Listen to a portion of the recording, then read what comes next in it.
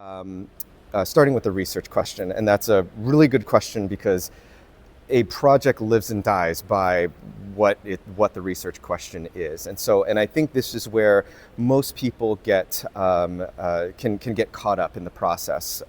Maybe they pick a research question that is not the most relevant or a design that's not the most appropriate, and so you kind of handicap yourself right from the beginning, and that can challenge you later on in terms of publishability and things like that. So really important to think hard and long about the specific research question. And we use a couple, there's a couple of useful acronyms actually that can be used to assess this. One is called FINER, FINER, so those letters stand for feasible, so making sure that you can actually conduct the project. You're not intending to look at 10,000 patients, and you really can't feasibly do that. Making sure that your project is feasible.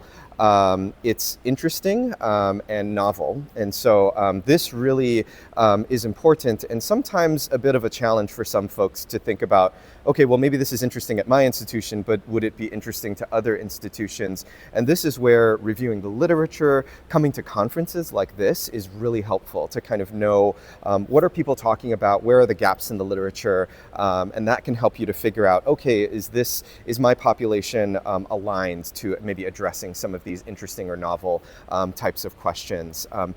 E is ethical, so certainly making sure it's ethical, and this gets to the IRB part of it, making sure that you are conducting a study ethically within the criteria that your IRB sets through training and things like that. And then relevant, which kind of gets back to the earlier points of making sure that it's something that is interesting and relevant to the field, and something that is being talked about by clinicians. And again, reviewing literature, coming to conferences like this, are sort of great ways to do that. So, and then moving on into you asked about IRB.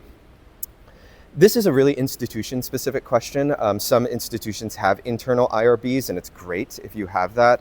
And just for the audience's sake, an IRB or an institutional review board is a group that evaluates your study and your study design and gives you the go, no-go on whether or not you can actually conduct that. And for most institutions, again, this is very institution-specific, but if you want to share your data outside your institution, you will need IRB approval in order to be authorized to do that. And so every institution is different, every IRB is a little bit different. I have sat on IRBs myself at different institutions, and there is a process. And so what I would say is get educated on your own institution, figure out who your IRB is. Is it internal in your institution? Is it external? You may be at a smaller organization that does not have an internal IRB, but maybe you partner with a local university or academic medical center and rely on their IRB.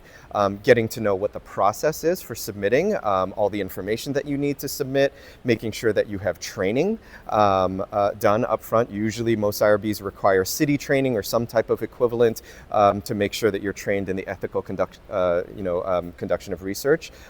So making sure you have all those ducks in a row, and really getting started early is really important.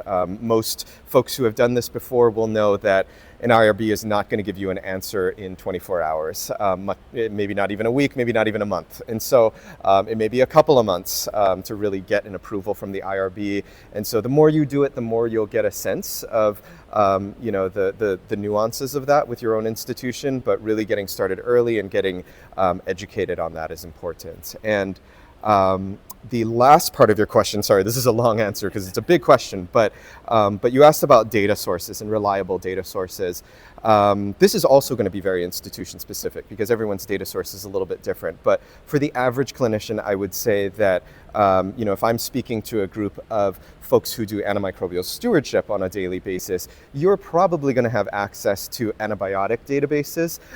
And so that might be your number one source of information to capture patients of potential interest.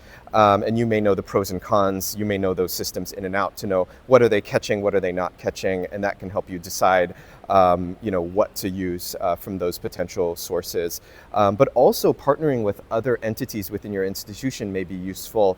So the micro laboratory, maybe as an example, they should be able to access microbiology data. So if you're interested in looking at Pseudomonas bacteremia or ventilator-associated infections or something like that, you could ask the microlab, could you give me a list of all of the Pseudomonas or all the gram-negative organisms from the last year or something from certain culture sources?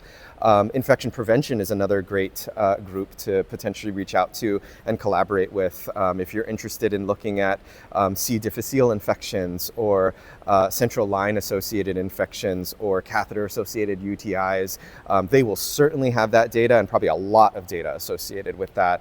And other groups within quality may be able to get you additional information like sepsis patients or other groups. And so really leveraging your partners may be useful for you to get to the population of interest, and you may need multiple sources of data, your own antibiotic data paired with maybe the microlabs data, and kind of combining those together and figuring out what your patient group is of interest. I always like to think of it as starting kind of like a funnel approach. You start with a large population through some of these automated reports, and then you kind of filter down towards your specific population of interest through various mechanisms of exclusion. So